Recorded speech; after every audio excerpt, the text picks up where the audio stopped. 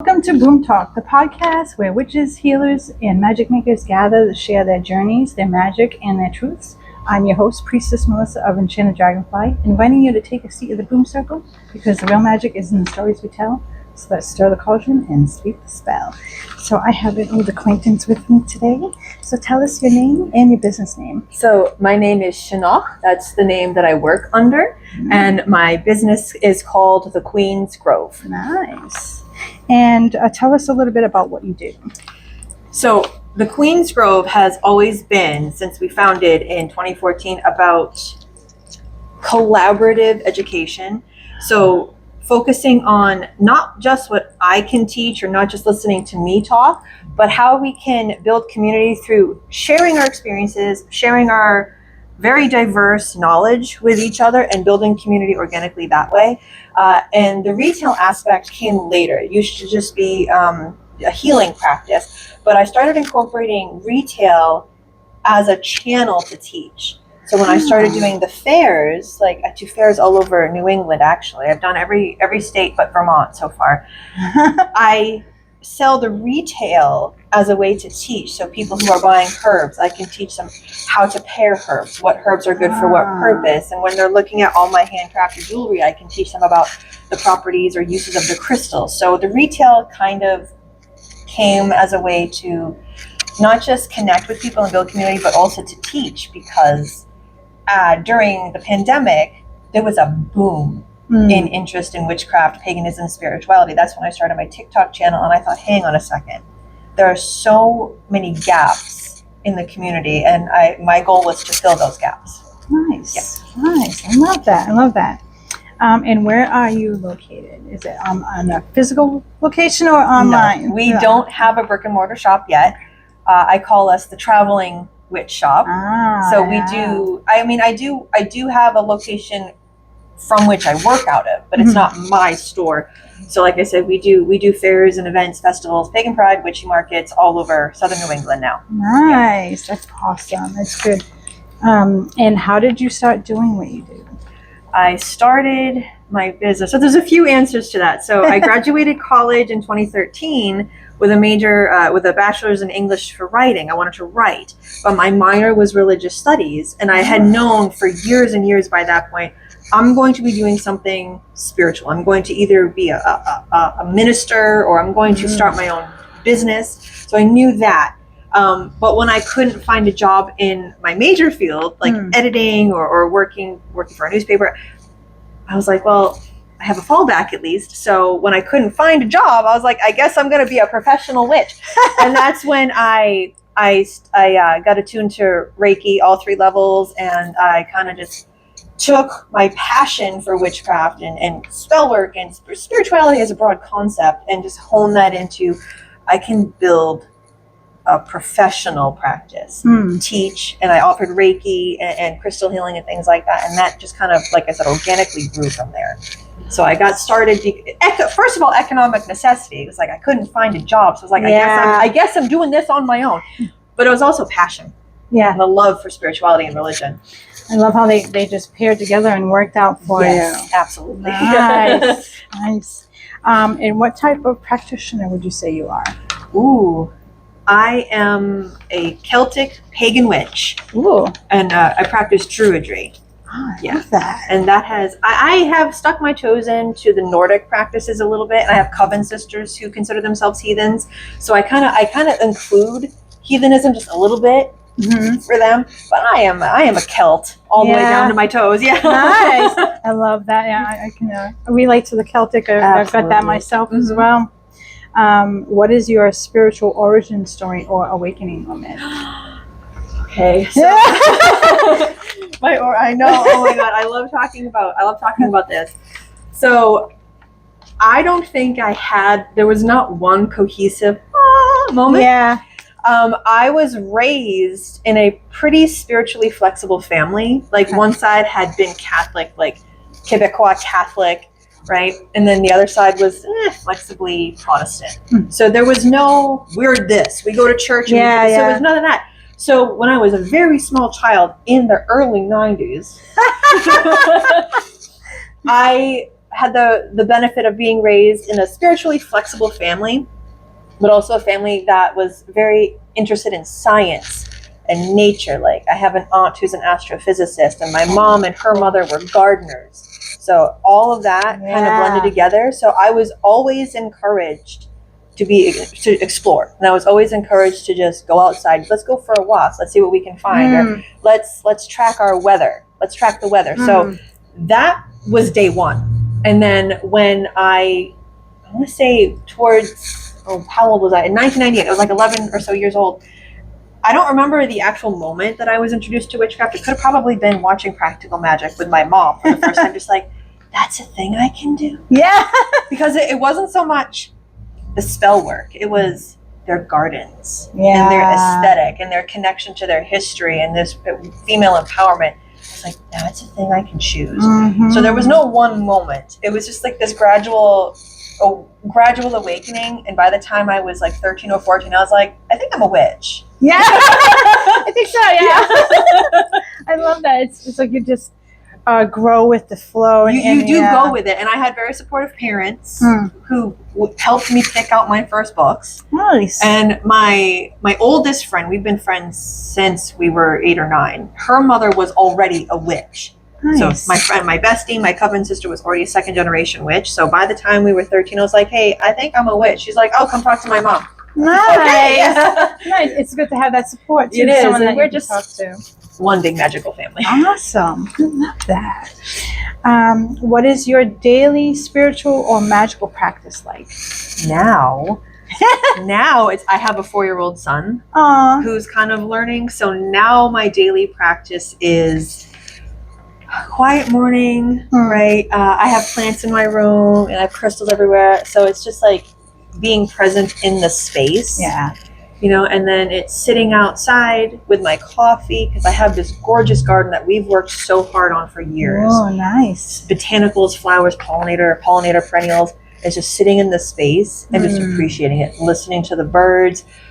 Oh my gosh, I share on my Instagram, the business Instagram, like videos of the bees and all their insects in my garden. And check that out. so it's just being present in the space and appreciating the simplicity of nature. And then I've got my altars and my statuary, and I've got bones everywhere in my house. So it is just like caring for the space too. It's some people think that witchcraft is casting the spell, but sometimes being a witch is just caring for the space. You know, the setting up the space, being present with it and appreciating it. Absolutely. Sometimes it can just be really simple. Yeah, I totally agree with that. Yeah. Who or what inspires your path the most? Who or what? Oh my goodness. Name them all if you like. Oh my god. I say it's more what at this point in my life. I think it's the what of seeing how people, when you find a like-minded person, because we are very much underground still. Maybe not as much as we used to be. Right. We're still very much underground, and I think it's what motivates me or inspires me is seeing everybody come together, the like-minded people come together, and seeing what they can do and create together. Building the community at this point is absolutely necessary. Back in the 90s and even earlier, you had to be. It was so hard to find community, but now that we have social media and now that we can be more open, I am just like I'm getting goosebumps. I'm just so delighted to share community space with people and see how we can grow together, and that keeps me going. Awesome. Yeah, I agree. It's very important. Yes. What was the biggest challenge you faced on your journey, and how did you overcome it? Here we go. The biggest challenge, again, I always come back to community. The biggest challenge for me up until just last year, very recently, was being accepted by the community. From my teen years were fine because I had my little coven and we were very comfortable and happy. But it was when we grew up and now we're in our late teens and early 20s and stepping out and coming to shops, you know, and immersing ourselves in the community, I had an incredibly hard time. I'll be very blunt about it.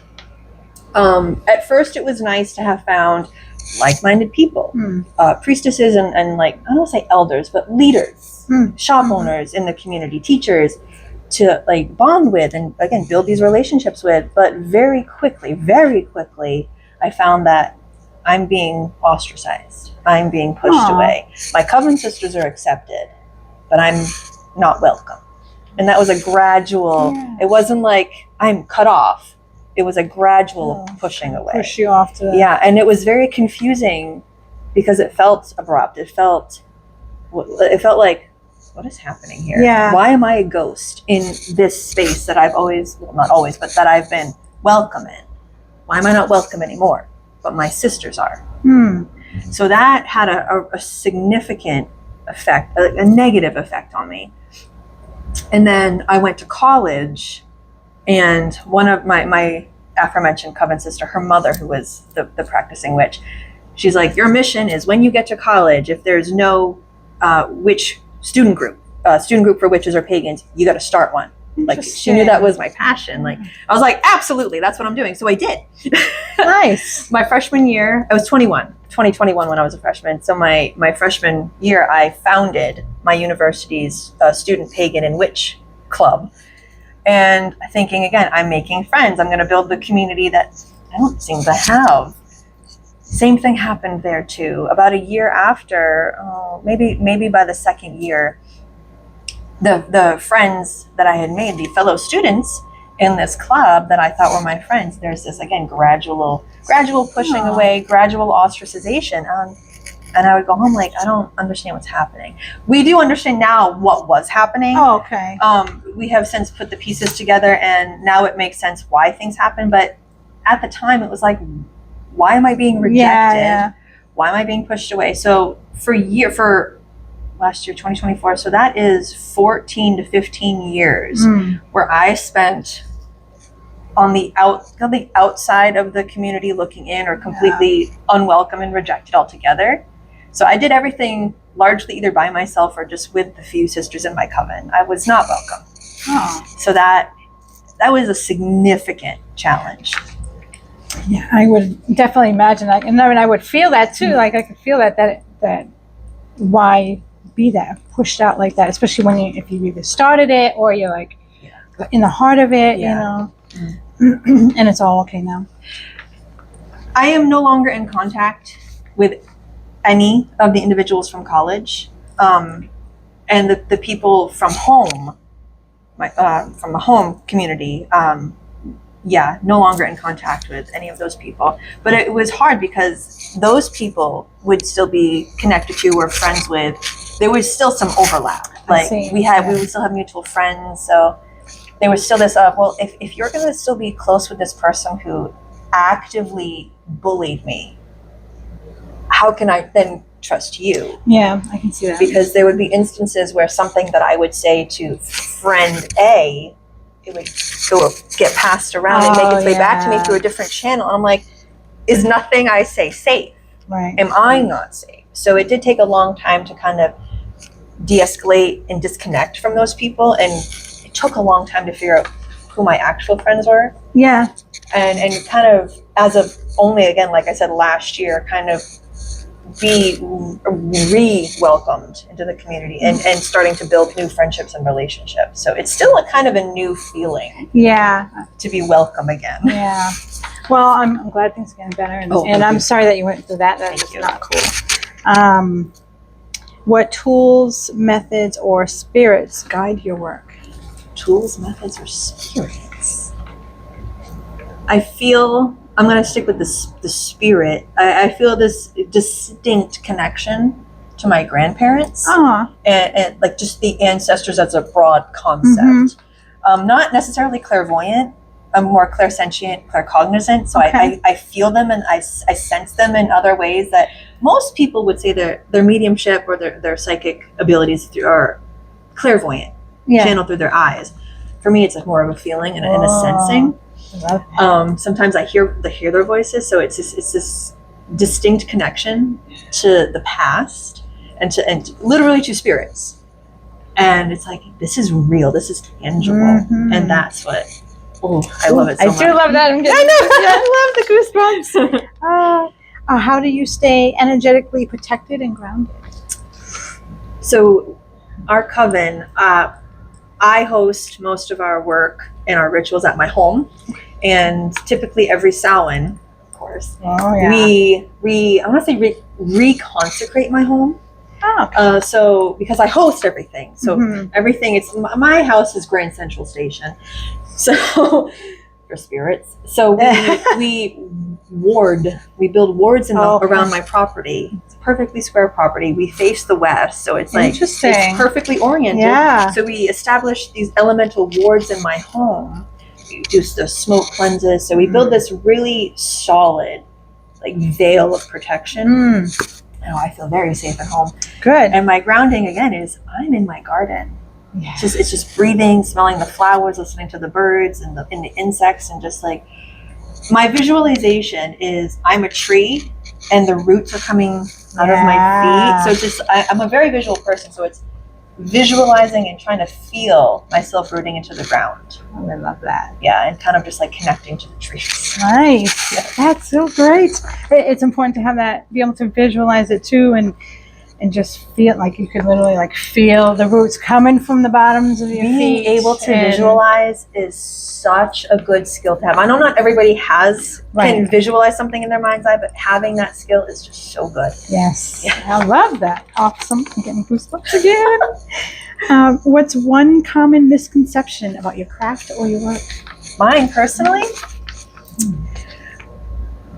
I can say from the comments that I get on the TikTok videos and the Instagram videos, there's this huge misconception that if you're doing baneful magic, you are an inherently bad person. Oh. There's such a distinct fundamental misunderstanding that baneful work is inherently wrong and evil, like morally, like unethical. And I have lost count of how many times I've had to explain, like go through the step-by-steps of, we're not just cursing our coworker because they ate our lunch. We're not hexing our neighbor because we had beef over the property line. Right. The people that come to me and come to our coven are primarily women, sometimes people on behalf of young children who are being victimized. And I've had direct messages from viewers, from followers who are like, I'm in an abusive domestic situation. I am not safe, but I cannot leave. I need to do a protection. I need to do a hex, a binding, a banishing, a sour jar, just something. And it provides a level of, maybe not safety, but it provides a level of comfort, security, protection. Boundary setting for, again, primarily women and young people being victimized, being targeted, especially if you can't go to the authorities, which a lot of people don't now. Yeah. It's unfortunate. So this huge misconception that if we're doing a binding, a banishing, a hex, a curse, we're bad and we're making a new victim. No, we're not. Right. We are protecting innocent people. Right. And holding people accountable for their actions. There are consequences. Yes, absolutely. And it's what I find fascinating is the amount of people that don't realize the saying is true, what goes around comes around, because it's literally the world is on a downswing and an upswing and a downswing, and it constantly comes back. Right. So there's that, Yeah, and kind of connected to that, there's this fundamental misunderstanding of karma. Mm-hmm. Yes. So that's an Eastern concept that has been so watered down in recent decades in the West. Karma is connected to dharma. It's this very complex system. It's not just you do something bad, you get something bad. It's the culmination of all your deeds in your current life that informs your next life. So putting a binding on a person who's harming you, karma's not going to get you. That's not how that works. So it's just like a tangled knot of yarn. This fundamental misunderstanding of, wow, you really are doing bad stuff. No, we're not. Right. No, I totally agree, and I've said similar, same thing. So it's nice to hear somebody else say almost that same thing. Can you share a powerful or memorable client transformation? What do you mean by transformation? Like something that they were working on with you worked, like they transformed by something that they went to you for help for. Okay, so this has happened a few times. I'll be as vague as I can. But when a client or a customer, they're coming to me for divination sometimes, or it's just like I'm looking for books or something. It could be anything like that, but they come to me. They know they want to study witchcraft. They know it's in there. But again, sometimes things are still so much underground. Sometimes people, especially complete novices, people just exploring, are not able to separate the facts, the real practices that we keep versus what they see in movies and television. And sometimes people know that they don't know, and sometimes they don't know that they don't know. So when they come to me and they're like, I'm drawn to witchcraft, I'm drawn to magic and spirituality, but I genuinely don't know what to do or where to start. And then they feel discouraged. Maybe I'm not really meant for this. And they come to me, we sit down, and it's like, well, what do you want to do? It's like, well, I want to work with herbs, but you don't need to be a herbalist to do some green magic. And it's just when they have that aha moment, when the light goes on, they're like, they don't know where to start, and they think that, well, I guess I'm not a witch. I'm not as powerful and connected as you. It's like, you will be. I've been at this for 25 years. You've been exploring for 5 months. Right. It's when they have this aha moment that that it is achievable, and they light up. It's like, come out into the store, like come to the floor. I'll show you some books to start with, and okay, we'll take the book, flip around. Okay, we're going to go over to the herbal wall or the crystals, and it's very simple. Here's how you do a simple crystal grid. Here's how you do a very simple herbal satchel.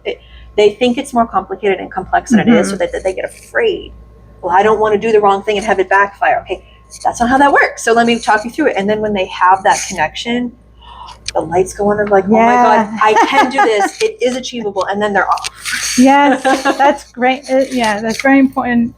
And they get that reassurance, and otherwise they get their own internal block for themselves. Right. Because again, sometimes they think that what they've seen in a movie is real, and it's not. And then it's like, oh, that's fiction.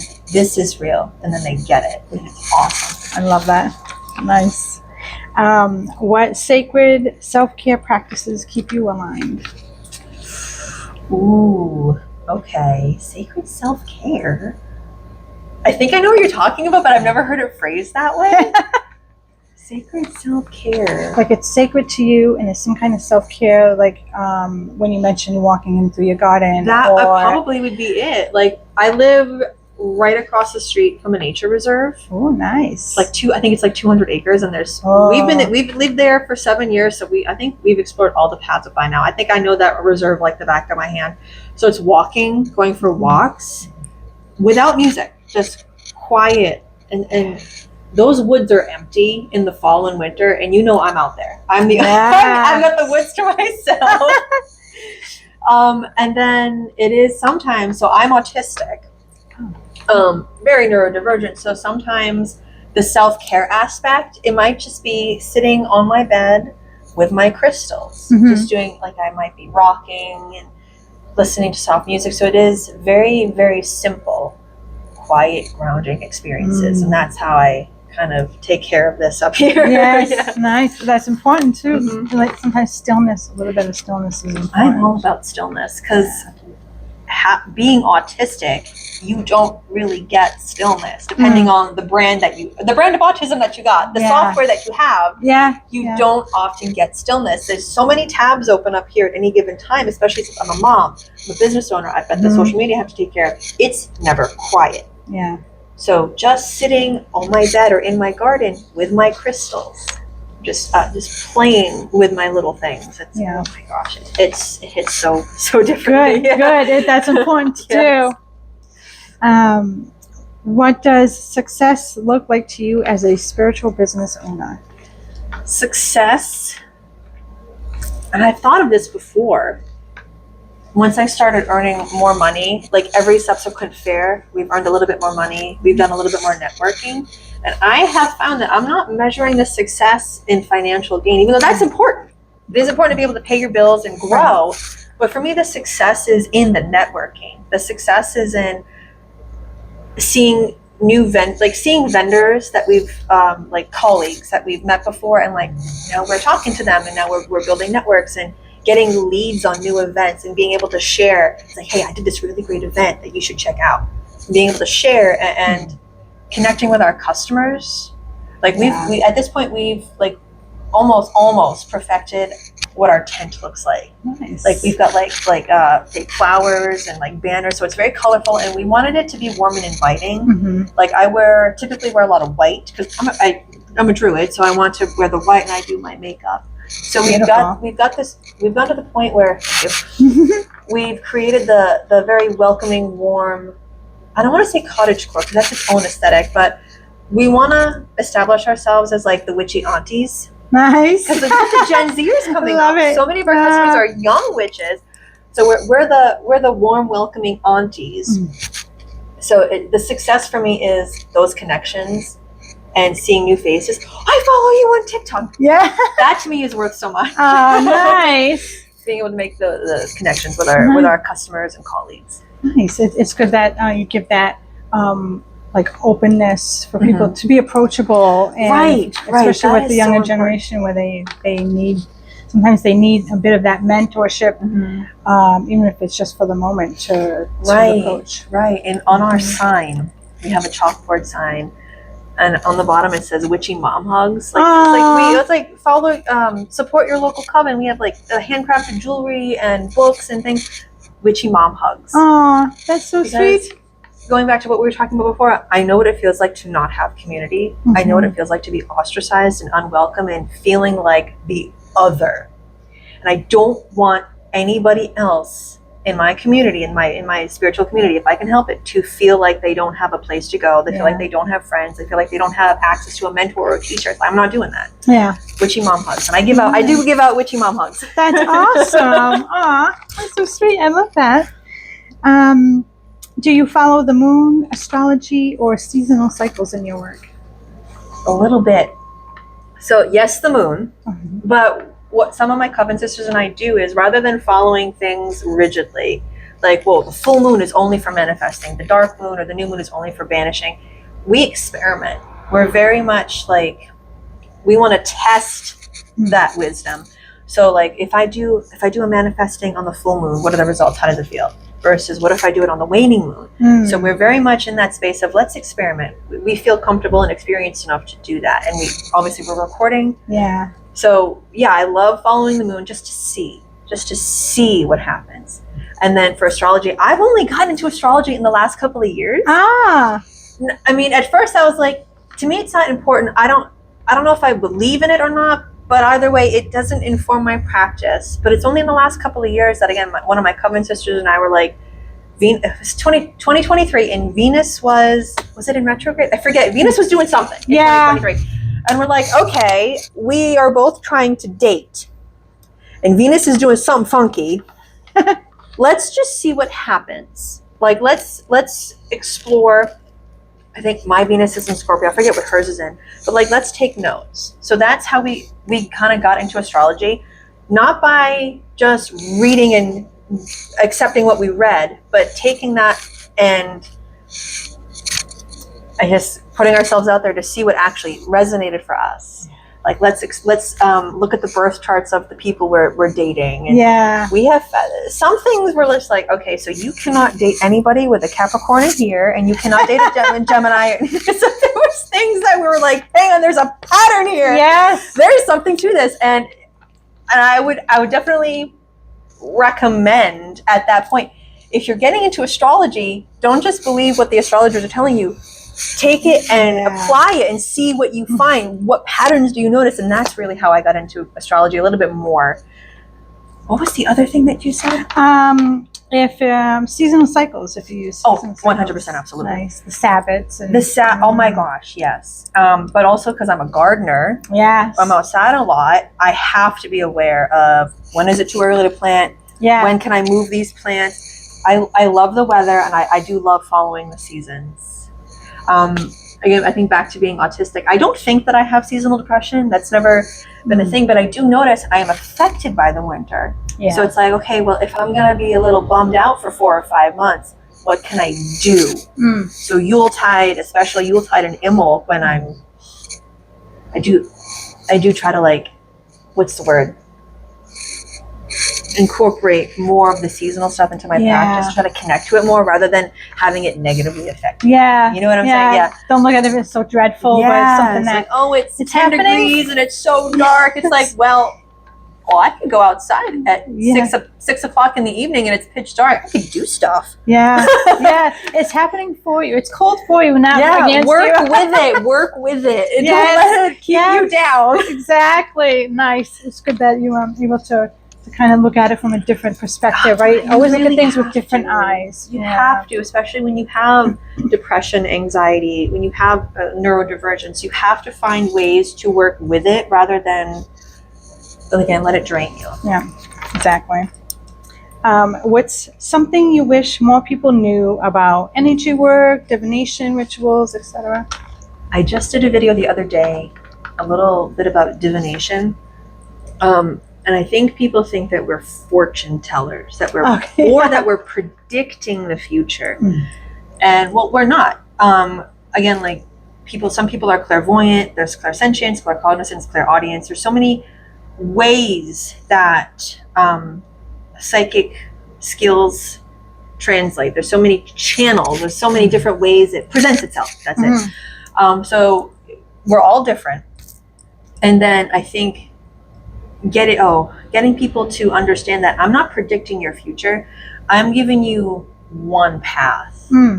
And how I kind of channel that, it's like when I get something hits my gut, that's how it manifests. That's how it kind of manifests. So explaining to people who think like I can predict their next boyfriend. I can't do that. But what I can do is I can give you the pieces. I can show you what's most likely. And if you like it, you have to do the work to achieve it. And if you don't like what the reading says, you have to again do the work to change it. So I'm just giving you the pieces. Right, you're just the messenger. That's right. I'm the messenger. I'm the channel. Yes. I'm not telling your fortune. Yes, that's true. Yes, I totally agree. I do tarot reading too, same thing. And I'm just telling you what they're saying. I'm not saying here's what's going to happen. Right. If you could give one piece of advice to someone just starting their path, what would it be? Take your time. Nice. It is not a race. It's a marathon. The journey is the goal. Like there's people think like, well, I'm practicing for X amount of time and I haven't done this. It's like, why are you rushing? Slow down.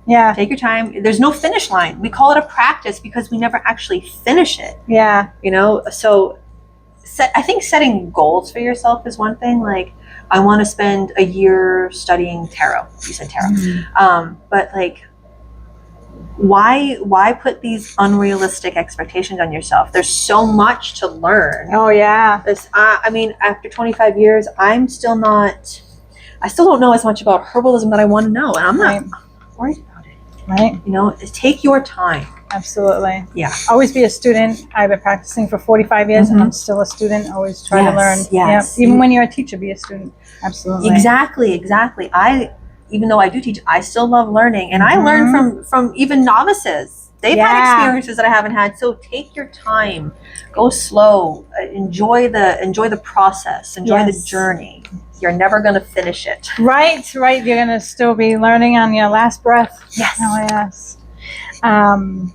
What magic are you currently brewing that we'd like to share? I know sometimes we have to leave things on the down low until we release it, but if there's any teasers you'd like to share. So the shop that I work out of is the Robin's Nest in Bellingham. I love that place. It's come a long way in the last few years. I love being there now. Compared to what it felt like 10, 15 years ago, it's home now. Nice. So I work there a few Saturdays a month, and I do witches rune readings in conjunction with pendulum dowsings. Nice. And I do past life regressions. Ooh. But over the next few months, I have to double check. Luna is the owner. She's lovely. Oh, really? It's not Robbie anymore? No, it's not Robbie anymore. No, but Luna Raven she's wonderful. She's like the big sister I always wanted. And Erica or Frankie works there as well. So we are kind of gradually building up like a calendar for myself and some of my Coven sisters. We've got a few things we're planning. They're not on the schedule yet, but we're going to be doing group seances. Ooh. Like not just me, but it's myself and two of my Coven sisters doing these channeled seances for groups. And we wanted to incorporate ritual. So it's not just like, we're not performing. Right. It's a ritual that you come in for, and we want to do like a little tea time. Oh. Like we call it auntie tea time. Oh, that's cool. Auntie witches. And my Coven sister, they're both like amazing channelers. So we're gradually building our menu of services at the Robin's Nest in Bellingham. Fun. Congratulations. Yes. Nice. So now for some fun questions. What is your sun, moon, and rising sign, if you know them? Oh, I do. Nice. Libra sun, Nice. Leo moon, Pisces rising. Wow. Feisty. Oh, huh? yes. That's a word for it. Yeah. Do you have a favorite crystal or herb or tool that you work with? Oh, I do. My favorite crystals. Gosh, what am I wearing? So I've got some Super 7. Nice. Mookite jasper. Mm-hmm. I love how earthy it is. I've got my rainbow moonstone. I love the moonstone, but I'm not wearing them today. But I've got Does that say Witch Mafia? I love Witch that. Mafia. All my Coven sisters each have one. They're all different crystals. That's an inside awesome. joke. Again, back to the doing protective rituals for people. There's a joke in there. Yes. Protecting people. But I love Septarian. I love the earthy tone crystals. Blue lace agate I've recently just gotten so into. Nice. Herbs. I'm all about the mistletoe. The druidic herbs. Mistletoe, juniper. I've got a lovely juniper shrub in my yard. Oh, nice. I've got this beautiful clary sage in my so fragrant mugwort growing wild in my garden. I love the mugwort. I just love it all. I love it all. I love it all. Like moss agate. Moss agate. Nice. Anything that's earthy. Greens, browns, reds. Dragon's blood jasper. Yes. Oh, I'm not wearing it today, but yeah. Oh, I am. Yeah. So this is Dragon's blood jasper. Nice. And I've got I said Aquarius. This is aquamarine, which is the Pisces. Okay. The Pisces birthstone. Nice. My husband and my best friend are both Pisces. So. Oh, nice. Love that. What is your magical nickname or archetype that you most resonate with? So my name is Sionnach. My full working name is Sionnach Tarnanich, which is Scots Gaelic for thunder fox. And I am wearing quite a bit of foxes today. So this is fox. Oh, beautiful. This is a fox. And I've got my fox torque. And obviously the cream and the orange. My microphone.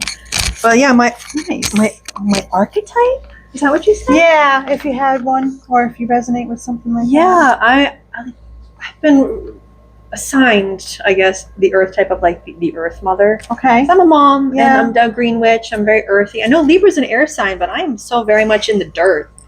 Right. Well, I mean, you got the wind that just goes through the trees and it rustles everything. So that could be like that sort of representation or way to look at it. And like the wind, it flows. Yeah.